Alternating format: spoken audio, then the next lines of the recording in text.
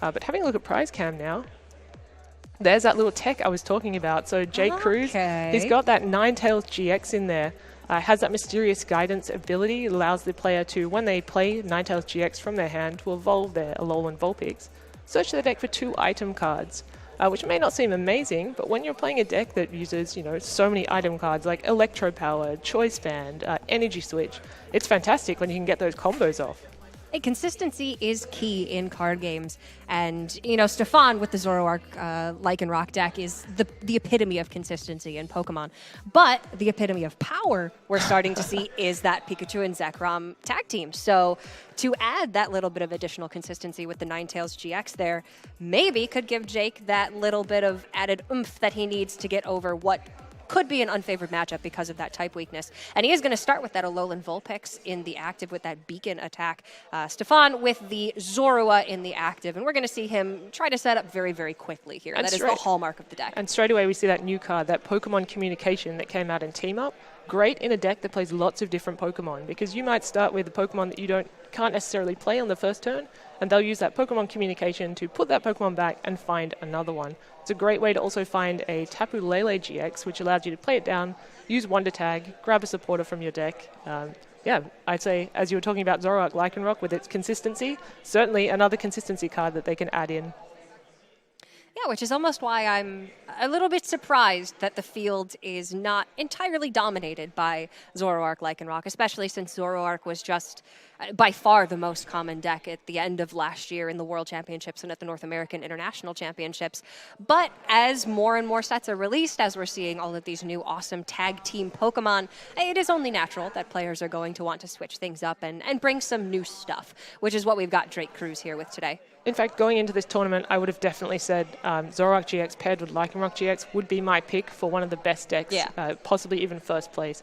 If we look at the results from the last, say, 5 international championships, Zoroark GX, with another partner, has actually won 4 of those, and then at the 5th one, made top 4. So I'd say it's a pretty safe bet to say that it's going to do well at this tournament, but yeah, not so many dotted around the field. People definitely opting for that, raw power of Pikachu and Zekrom tag team, which, going by the last round, when a player could have taken 6 prizes in one turn, that's a pretty good option. I wanted to see it so badly. I mean, that is just, that would have been absolutely incredible. But unfortunately there, Fabian, just 1 card off from taking that 6 prize single turn. And we're not going to see that here from Jake today. Obviously, Stephane not playing those tag team Pokemon. Ooh, a little bit rough for Jake there. He's playing an Ultra Ball and has to actually discard 2 Electro Powers, which is something the deck really, really wants to be able to use to get those one-hit knockouts. Electro Power being that new item card that allows Lightning Pokemon to deal an extra 30 damage to the opposing Pokemon. Deck does only run 4, and it's not really a way to get them back typically unless they're running that Electro Charger item card, which decks typically aren't favoring. So those are 2 Electro Powers that he probably won't see back this game. Looks to play an Ultra Ball and a Nest Ball, grabs that Pikachu and Zekrom tag team, and the Tapu Lele GX. Excuse me, that's a Zeraora GX. It's a little bit hard with those very shiny cards when they come into play. We'll say the lighting is very nice, but man, these shiny cards are a little bit hard to discern when they are all pretty much the same color. And that's kind of what we got going on here with the power of the lightning type deck. So pretty optimal start from Jake there. He was able to play a Lily to draw quite a few cards, play down quite a few Pokemon, and put Zapdos into the active position. Now Zapdos, with its Thunderous Assault attack, if it comes into the active position that turn, can deal 80 damage for 1 lightning energy. Now when you're facing against a deck that has lots of little basics that have 60 hit points or 70 hit points, 80 is a great number. You're getting a knockout. Because the whole point of the deck that Stephane is playing is to go very, very quickly, to get those Zoroarks out, to start trading, to maximize consistency. And if Jake can take some knockouts on those basic Pokemon before Stephane has a chance to set up, then suddenly maybe that type differential isn't going to be as consequential because Jake is taking these knockouts with single prize attackers. Exactly. And something we haven't discussed really is Stephane's little basic Pokemon on the bench there, Riolu. Yeah, what are we looking at with Riolu? Lycanroc GX? Yeah, I mean, well, Lycanroc GX comes out onto the Rock Lucario GX. Yeah, Lucario GX. Definitely not something we typically see in these Zoroark GX with Lycanroc GX decks. But Lucario GX is really cool. When you play it down onto your Riolu, for 1 fighting energy, it can deal 120 damage. 120, I mean, you're facing Pokemon that have, 190, 170 HP. Doesn't seem like a lot of damage, but when they're weak to fighting, that is a one-hit knockout on a tag team Pokemon, Pikachu and Zekrom GX. Yeah, 120 is a lot easier to hit than 240. And that's where you're going to be seeing the real big swing here in this matchup. If Stephane can, with just a single Lucario GX, take a knockout onto Pikachu and Zekrom, that's a 3-prize swing right there. Exactly, and that's why maybe Jake hasn't played that Pikachu and Zekrom GX, recognizing, oh, I'm just like a Guzma and an Energy and a Lucario GX away from being knocked out, and especially when Stephane's playing a deck that really has an inbuilt way to catch Pokemon up from the bench in that Bloodthirsty Eyes of Lycanroc GX, its ability when you play it down. So pretty clever from Jake here, opting to just put out little 1-prize attackers or Zeraora GX, for example. Just, not wanting to give up those 3 prizes in one turn. A fair turn 2 here from Stephane, getting his first Zoroark out on the board. And benching that Ditto Prism makes absolutely perfect sense in this deck in particular. When you're playing 3 different basic Pokemon you want to evolve, Ditto Prism can be any of those.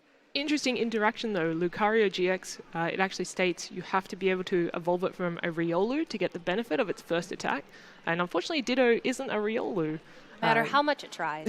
Yeah. So it is actually just that Riolu on the bench that's the threat for that Lucario GX in this matchup. It looks like Stephane's decided to knock out the Vulpix, the Alolan Vulpix, and take that option away from Jake, not being able to evolve into that Alolan Ninetales GX. Yeah, I mean, so far this really is just a battle of trying to strangle your opponent's resources. Stephane doesn't want Jake being able to set up that Alolan Ninetales to be able to search out those items, and Jake doesn't want Stephane to be able to set up the Zoroarks to be able to trade and maximize consistency of the deck. So you're just trying to deny these resources, and we don't really have any of these power Pokemon set up yet on either side. Zoroark can attack with Riotous Beating with a double colorless, but it's not going to be doing all that much right now. So things sort of getting off to a rather slow start here. I'm seeing a distinct lack of energy, especially on Jake's side as well. I think he's taking his maximum benefit from that Stadium card that allows Lightning Pokemon to attack for 1 Lightning less. So it does mean that Zapdos is able to just attack for free, which is great. But he certainly does want some energy out onto his field to maybe start powering up things like that Zeraora GX to take a big knockout later in the game. Possibly recognizing that he doesn't have too many Electro Powers left, though, is a little bit awkward if he wants to be able to hit that 210 damage on the Zoroark GX.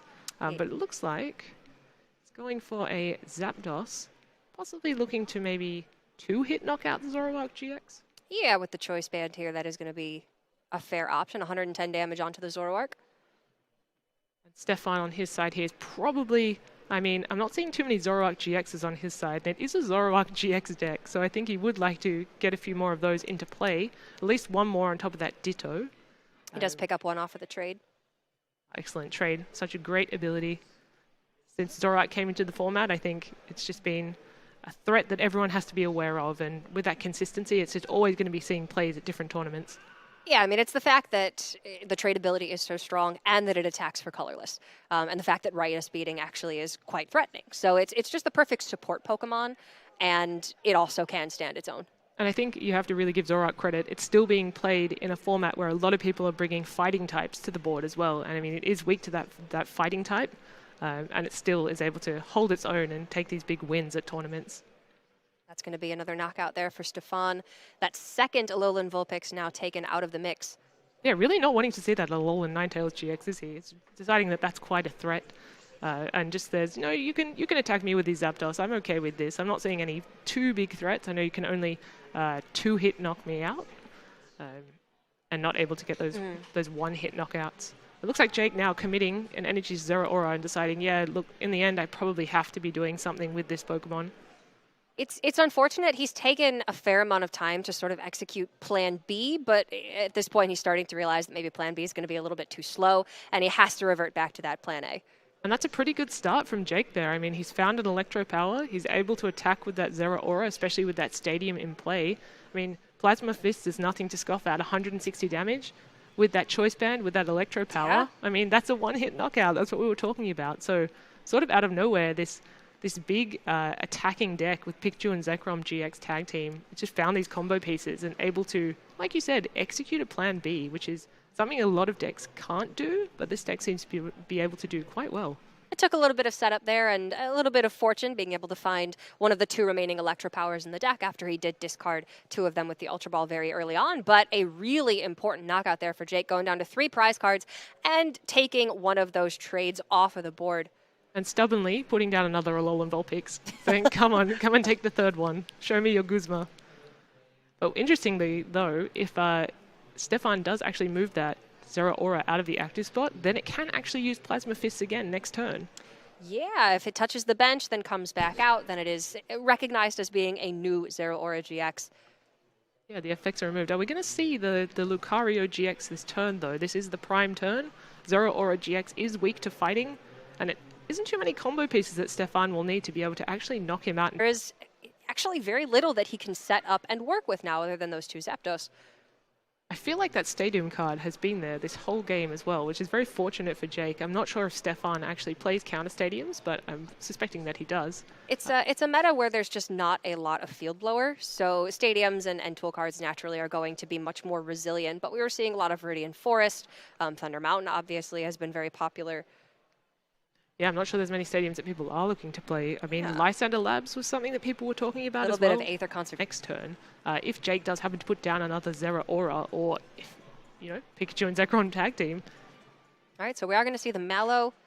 Stephane's going to search for 2 cards, put them on top of the deck, and then be able to trade for them immediately. Look at that synergy. It's excellent. It you is see why beautiful. the 2 cards go together. Looking now, he's just eyeing his deck. He's also probably looking to see what's left as well. That's something that players do a lot. They have a look through their whole deck. They may know exactly what they're going to get before they start looking, but they also want to know, in future turns, if I don't get to look.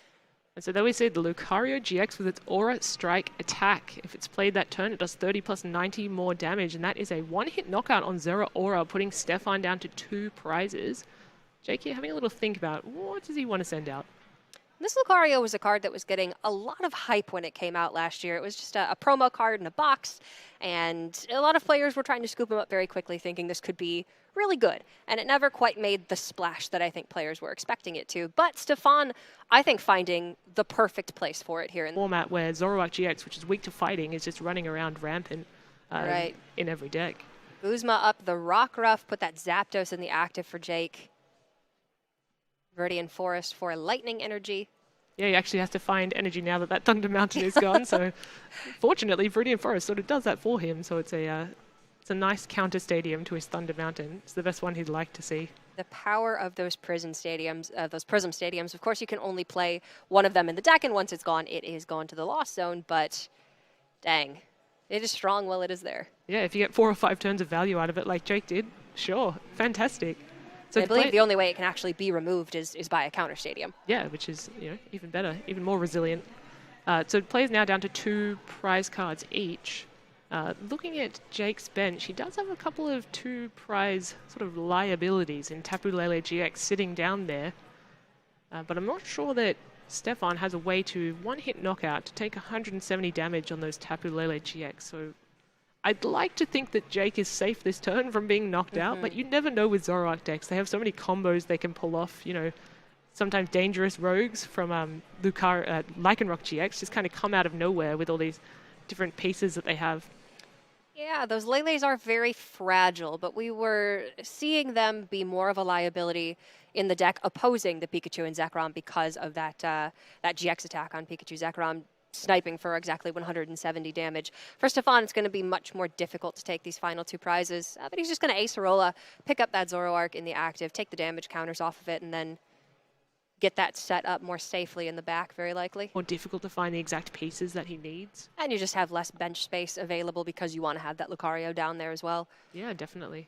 And also with the Tapu Lele GX, it's very funny. Previously, Tapu Lele GX was that card that you'd always see on the bench, but now players really wish they weren't playing it down just because of that Pikachu and Zekrom GX tag team. It's kind of a necessity, but it's a necessary evil at times. It can be a very big liability, but you wouldn't get to that point in the game necessarily if it weren't for the Wonder Tag to find you that Lily on turn 1 or to find you a Cynthia at the right time. So there's an energy, and the Diancie Prism Star goes to the Lost Zone, being discarded with that Ultra Ball, but because it's a Prism Star card, goes straight to the Lost Zone, and finds another Zorua.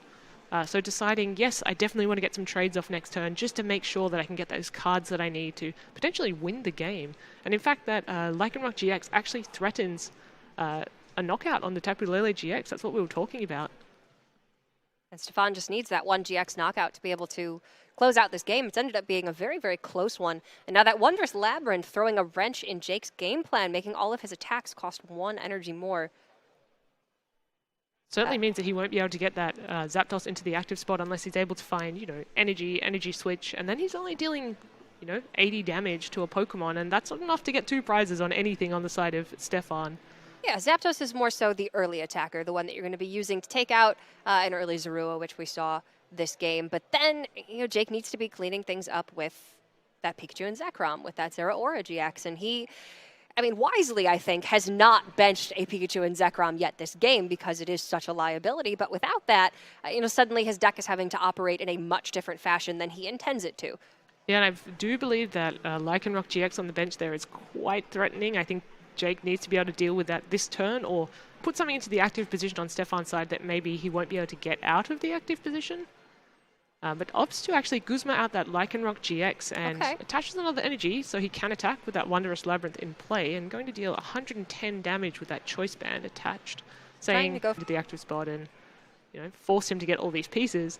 Yeah, quite efficiently locks Stephane out of being able to take the Tapu Lele knockout for this turn, and means that Jake's going to have at least one more turn to maybe close out this game. He set it up with the Lycanroc GX, taking 110 damage on the previous turn, but he's still going to need to manipulate the board state a little bit to be able to take that knockout. But Stephane pretty confidently playing cards. Looks like he might be digging for a specific combination here.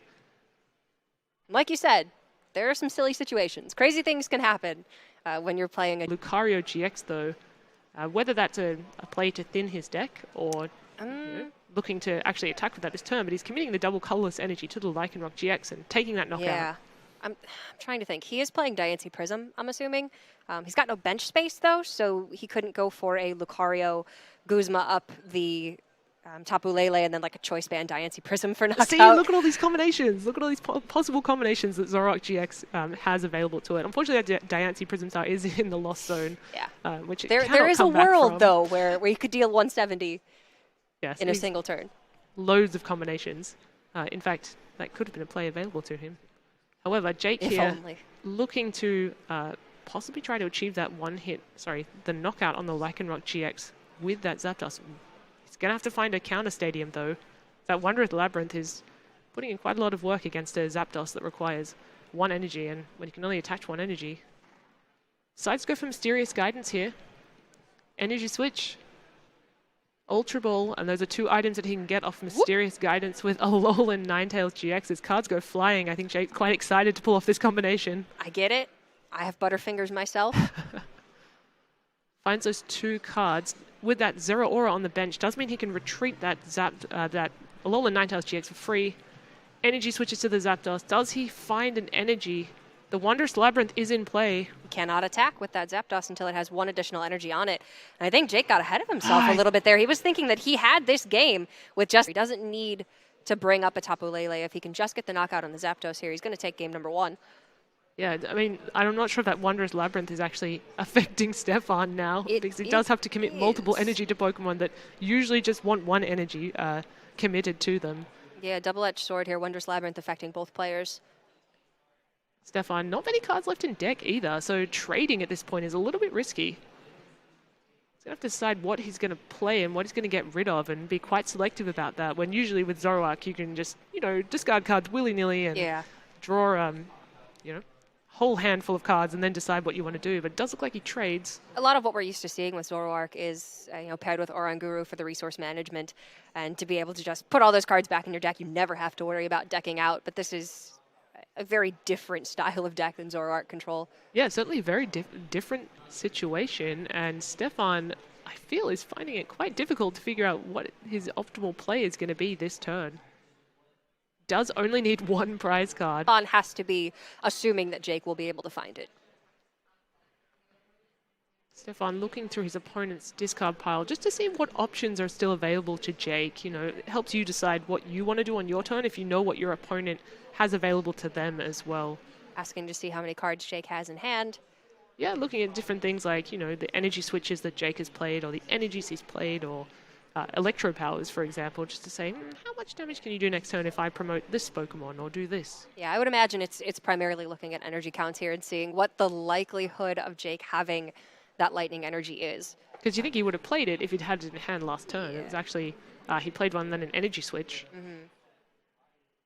And he is just going to pass. Did draw the energy.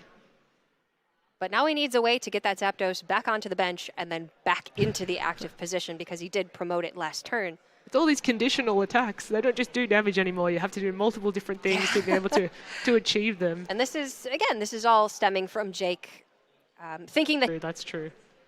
So here we're seeing Jake shuffle in. I mean, what's he actually looking for at this point? I guess he's looking for an energy and an energy switch combination again, perhaps? Yeah, I mean, Jake needs 2 prizes here. He can't just... you know, Guzma up a Zorua and switch back out that Zapdos to take a knockout and win the game. He needs to knock out one of these GX Pokemon. So we see a Fairy Energy coming down to the Alolan Ninetales. It does have that Snowy Wind attack. Alolan Ninetales is a Fairy-type Pokemon, so it wouldn't actually need that extra energy to attack. And there's the Guzma for the game. Right. So Stephane did have it, and he will take one game up in this 3-game series. Now, this is early days. This is only round 2, so a loss here isn't the end of the world for both players. You know, obviously you want to go 3, 4, 5 wins in a row, but losing one does not mean you're out of the tournament. We do have 9 rounds today, and players with, I think it's the top 32 players. Yeah, or top a certain 32 record. or 19 points, I think it said, whichever one is more. It was a clean game on his side, and that Wondrous Labyrinth obviously coming in very clutch there at the end. But he was struggling a little bit to get set up, I think.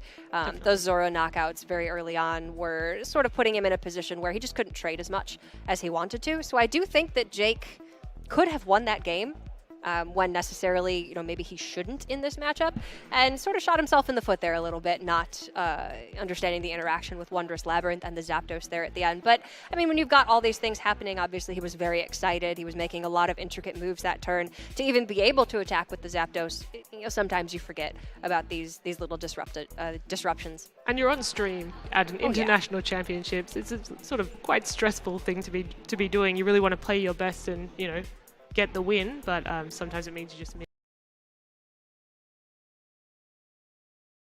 And using that combo with Energy Switch, it's just so powerful and very well executed as well. You know, seems like a very simple thing to do, but you need to make sure you're doing things in the right order. Playing that Guzma. Taking a risk by playing this Alolan Ninetales in the deck. It's something that we have not seen from a Pikarom deck yet today, and we did see a 60-card mirror in our previous round.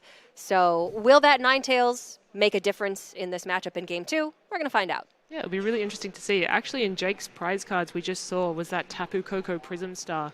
And so that's something that those Pikachu and Zekrom tag team GX decks really look to use to accelerate energy onto their board.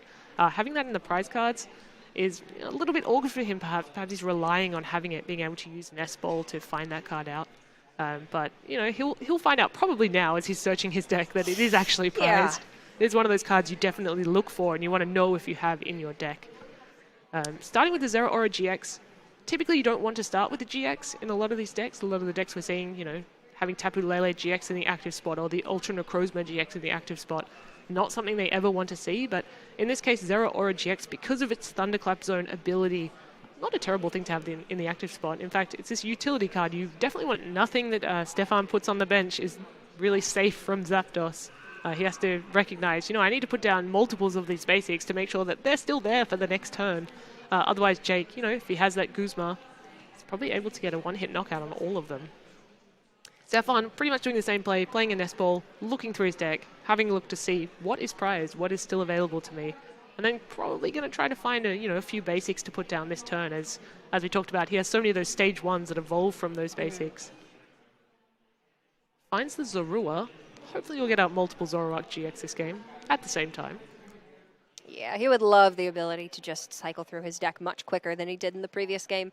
And Jake's got that Viridian Forest out immediately, so these guys can both start searching out energy. But very importantly, Jake has a second Viridian Forest in hand, so if Stephane were to go for a Wondrous Labyrinth, then Jake can just get rid of that right away. So we see a double colorless energy committed to the Zorua on the bench, which makes me believe that Stephane thinks that Zorua is actually safe. That is really risky. Basics, so that one Rockruff and that one Zorua, so really not what he's looking for. Typically you see those Zoroark Lycanroc decks, Zoroark paired with Lycanroc decks, play Professor Elm's Training on the first turn. But yeah, there we have the Guzma, and in comes the Zapdos. Would have to say that's goodbye Zorua, and goodbye double colorless energy, unfortunately, for Stephane. Yeah, it was a bit of a risky attachment there on Stephane's side. If the Zorua had survived, then you evolve into Zoroark on the next turn. You can get started attacking with that Riotous Beating, but now he is going to be quite restricted in, one, his ability to develop Zoroark, and two, his ability to attack. Yeah, and also we see on Jake's side that Alolan Vulpix coming down as well. I'd say threatening that Alolan Ninetales GX to come out. I mean, maybe it doesn't seem like a threat, but its ability is certainly fantastic and gets you all those pieces. Finds you those Electro Powers as well. Looks like Jake's already done a very good job of finding those Electro Powers. However, he's got 3 in hand right now. Oh, okay. So we are looking at an additional 90 damage onto a Zapdos coming into the active. Yeah, I mean, 170? 60? I'm not sure. Anyway, we'll have to see. We'll see if he plays them all down at the same time. Yeah, I mean, 160 might not be. It's quite a lot enough. of reach. It's enough, but is it 210? It's not enough to knock out a Zoroark GX. Not 210.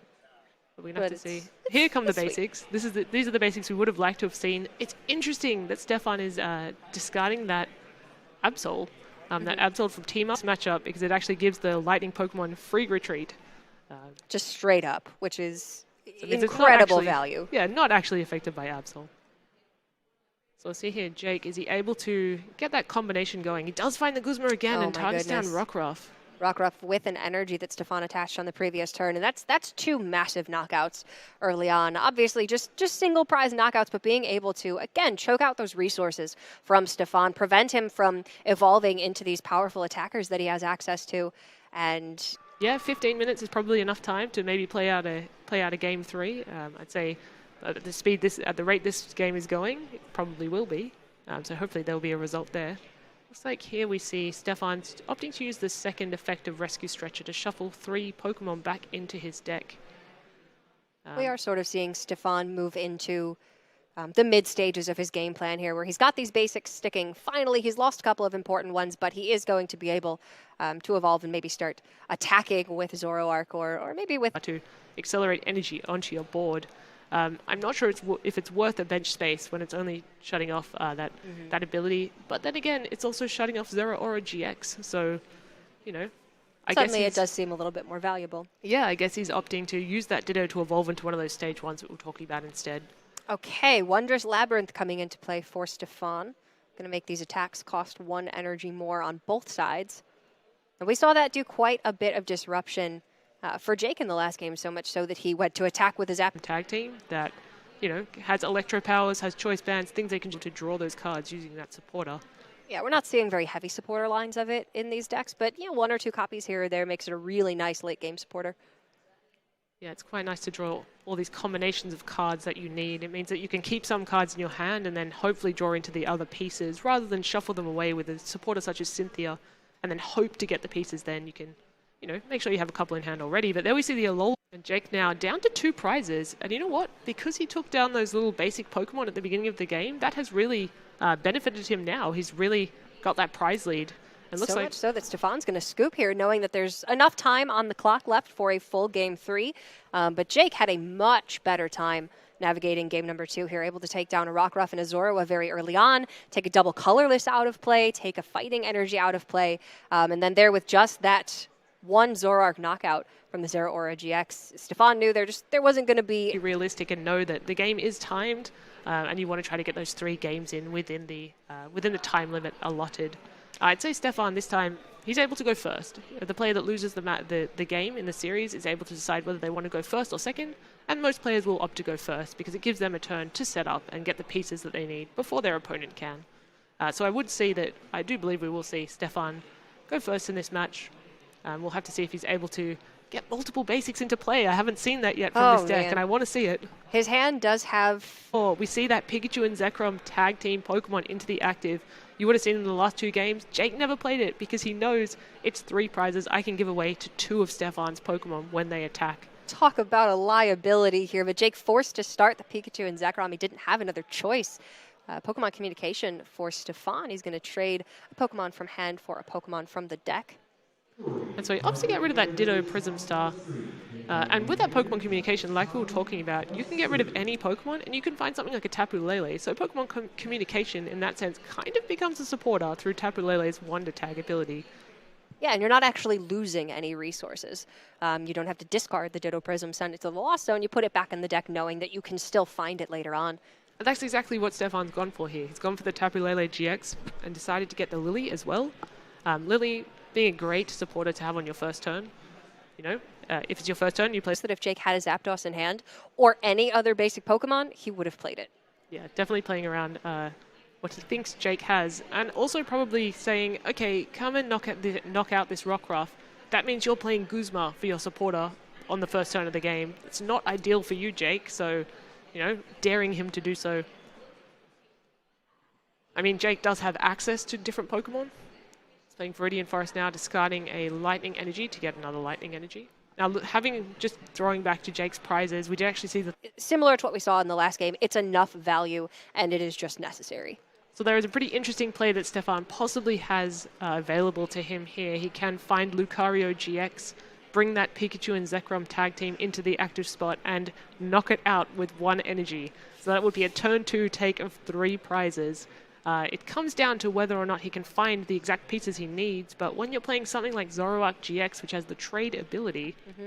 You're a lot more likely to get those pieces. Yeah, it's a little bit easier. And, I mean, which is enough to find a Lucario GX. I guess the question is whether or not he has access to a Guzma to bring up that Pikachu and Zekrom tag team. Now, was that Ditto down last turn, that Ditto Prism Star? I probably should have been keeping track of the board save, but that could become a Lycanroc GX, but he actually has the Guzma, and there comes the attack from the Lucario GX, that Aura Strike taking 3 prizes, and that is exactly why he plays that card. He's hiding that Guzma on the left side of the hand, but 120 damage for Aura Strike. When it is your only Pokemon in your starting hand, unfortunately you have to play it. Those are the rules of the game. And of course you are playing many of them in the deck as you possibly can, because that is what this deck is trying to do. This just happens to be a very poor matchup for that card in particular. But Stephane having a really great meta read, thinking there's going to be quite a bit of Pikarom here in this meta, and maybe Lucario GX is the right call. Yeah, for very few pieces, you can hit a Pikachu and Zekrom tag team for 240, which is exactly how many hit points it has. Jake's hand, unfortunately, wasn't really able to find much else. Just the Alolan Ninetales, a couple of Energy Switch, and at least a supporter for next turn, but you look at Stephane's side of the field, and that's quite a nice setup. Yeah, I mean, the fact that Jake can maybe get some more resources on the following turn gives him some hope, but I mean, Stephane is just so far ahead here. Having taken 3 prizes, he's got a full bench, he's got a nice full hand, and he's just going to be able to really take advantage. He's smelling blood in the water here. It's a little bit of Pikachu and Zekrom's own medicine, though, right? Itself into the active position and do 80 damage with Thunderous Assault. Jake's just going to have to Cynthia away his entire hand.